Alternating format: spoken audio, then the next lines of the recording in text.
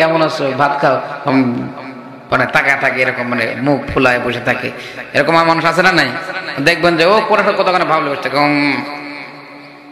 মানে একটা মরদ, শুলে উঠতে পারে না। হিম্মত আলী শুলে উঠতে পারে না, শোয়া বুঝেন তো, মানে বিছানা শুলে উঠতে পারে না, কিন্তু হিম্মত আলী আছে না নাই?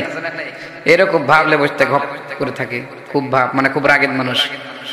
তো আল্লাহর একজন বান্দা খুব রাগের, বউকে শুধু পিটায়, কোথায় কোথায় পিটায়, তরকারিতে লবণ বেশি হলেও পিটায়, কম হলেও পিটায়, ঠিক হলেও পিটায়, এত রাগী।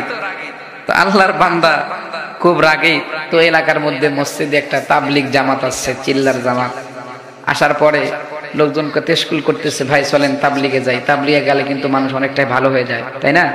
তাবলিগ এটা একটা সুন্দর সিস্টেম। আগামীতে আপনাদের আমাদের তাবলিগের কি বিশ্ব ইজতেমা, যাবেন তো ইনশাল্লাহ? যাবেন, খুব ভালো কাজ। তো আল্লাহর বান্দা তাবলিগের লোক আসছে, আসার পরে লোকদেরকে তশকিল করতেছে, করতে করতে এক পর্যায়ে তো ওর বউ দেখছে যে এই তাবলিগের লোকেরা আসছে, তো একজনকে ধরে বলছে, ভাই আমার স্বামীর একটু নিয়ে আপনার তাবলিগে নিয়ে যান না, গেলে খুব ভালো হতো, খুব পিটায় আমার, খুব জ্বালা যন্ত্রণা করে, একটু ভালো বানান না, যদি একটু ভালো হয়। তো আল্লাহর বান্দার ধরে খুব সুন্দর করে বুঝাইছে, আল্লাহর বান্দা রাজি হয়েছে, তাবলিগে চলে গেছে। তাবলিগে যাওয়ার পরে নিয়ম হলো যে তাবলিগের যারা সাথে থাকে তারাই ভাগ করে পালি পালি করে করে আস্তে আস্তে তিনজন তিনজন করে কাজের দায়িত্ব দেয়, খেদমতের দায়িত্ব দেয়। তো খেদমতের দায়িত্ব দিছে। আল্লাহর বান্দা প্রথম দিনই খেদমতের মধ্যে পড়ে গেছে, যে আগে বউকে পিটাইতো ও বান্দা প্রথম দিনই খেদমতের মধ্যে পড়ছে। এখন খেদমতে যায়, আপনার রান্না বান্না শুরু করে দিয়েছে। রান্না বান্না করতে গিয়া তিনজন আছে, তিনজন মিলে খুব সুন্দর করে রান্না করতেছে। রান্না করার সময় একদম মনে করেন ঝাল লবণ যা লাগে সবকিছু দিয়ে সুন্দর করে তরকারি ঢেকে রাখছে। এখন যে রান্না করতেছিল একটু পরে ওরে একজন ডাক দিছে, বা কোনো কাজের কারণে সে একটু দূরে চলে গেছে। এখন আরেকজন যে ছিল ও আসে, আসার পর চিন্তা করে, হাই রে তরকারি তো রান্না করতেছে, লবণ মনে হয় দেওয়া হয় নাই, ও আবার লবণ দিছে। এখন দ্বিতীয় জন লবণ দিয়েছে, একটু পরে ও আবার একটা কাজে চলে গেছে। যাবার পরে তৃতীয় জন আবার আসছে, আসার পরে ও আবার তরকারি দেখছে, চাখে নাই, চিন্তা করছে কে রে, সবই তো দেখলাম, লবণ দিছে কিনা, লবণ ছাড়া তরকারি খাওয়া যায় না, ও আবার লবণ দিছে। লবণ কয়বার দেওয়া হলো তাহলে? কথা বলেন কয়বার? এ বন্ধু তিনবার লবণ দিয়েছে। একটু আওয়াজ করে বলেন তো, তিনবার যদি একটা তরকারিতে ঠিক মতো লবণ দেওয়া হয় তাহলে ওই তরকারি কি খাওয়া যাবে? এ বাজান রে, আল্লাহর বান্দা রান্না করছি, রান্না করার পরে চাখেও নাই, দেখতে শুনতে মোটামুটি ভালো হয়েছে, লবণ কিন্তু দেখে বোঝা যায় না, ঝাল বেশি হলে কিন্তু দেখে কিন্তু কিছুটা বোঝা যায়, আবার হলুদ বেশি হলে বোঝা যায়, কথা বলেন ঠিক কিনা? কিন্তু আল্লাহর বান্দা লবণ দেখে নাই, লবণ তো দেখে বোঝা যায় নাই, মনে করছে খুব সুস্বাদু হয়েছে। তাবলীগের নিয়ম হলো আগে সাথীদেরকে খাওয়াইতে হবে, তারপরে যারা খেদমতে থাকে তারা খাবে। এ বন্ধু, এবার যখন তাবলীগের নিয়ম অনুযায়ী আল্লাহর বান্দারা যখন ওই মানুষদেরকে খাবার দিয়ে দিয়েছে, সাথীদেরকে খাবার দিয়ে দিয়েছে, খাবার বসেছে, গোস্ত তরকারি রান্না করছে, খাবার বসেছে। তাবলীগের নিয়ম হলো খাবার বসে খাবারের কোনো দোষ ধরা যাবে না।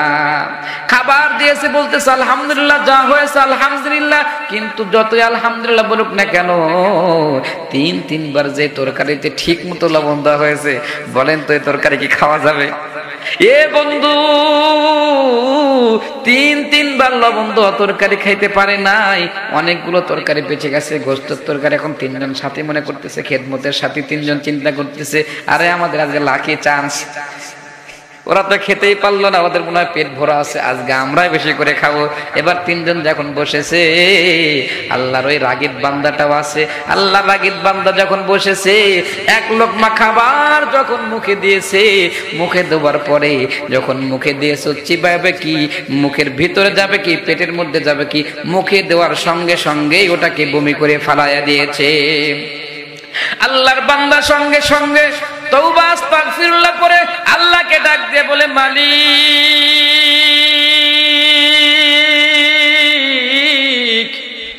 বাড়িতে থাকতে বউকে লবণ কম হলেও পিটাইছি, বেশি হলেও পিটাইছি, ঠিক হলেও পিটাইছি, আজকে একদিন রান্না করতে গিয়ে আমি কি বেহাল করছি, এখন সব সাথে মিলে যদি আমার কিল দিত তাহলে আমার কি হইতো?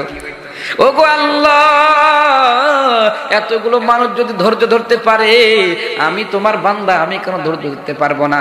আজ থেকে তওবা করলাম, জীবনে আর কোনোদিন বইয়ের গায়ে হাত উঠাবো না। সুবহানাল্লাহ পড়েন, সুবহানাল্লাহ বলতেছে না, বউ খুশি হবে, বাড়িতে যায় না, এখনই যা যদি বলেন যে হুজুর এই ওয়াজ করছে আর মা বোন যদি শুনে আপনি এখনই যাওয়ার পর ডিম ভাইতে ভাত খাবার দেবে, কথা বলেন ঠিক কি না? মা বোনা বলতেছে যে হুজুর একটা আইছে আমাদের পক্ষে, দাঁড়ান একটু পরে বুঝবেন নি, না কি বলেন? এখন পরিবেশটা ভালো লাগতেছে না কি বলেন? এটা কিন্তু ওয়াজ করলাম না, এটা আপনাদের সাথে সম্পর্ক বজায় রাখার জন্য বললাম। যদি কোরআন থেকে আলোচনা করা হয় আপনারা থাকবেন তো ইনশাআল্লাহ? আসেন সরাসরি কোরআন থেকে আলোচনা করবো, কারণ রাত অনেক হয়ে গেছে, অনেক ঠান্ডা, এজন্য আর বেশি ভূমিকা নেব না, সরাসরি কোরআন থেকে আলোচনা করব। আপনারা থাকবেন তো ইনশাআল্লাহ? কে কে থাকবেন? দুই হাত তুলে টান টান করে তাকবীর লাগান, লিল্লাহি তাকবীর, নারায়ে তাকবীর। আল কোরআনের আলো, আল হাদিসের আলো, লিল্লাহি তাকবীর।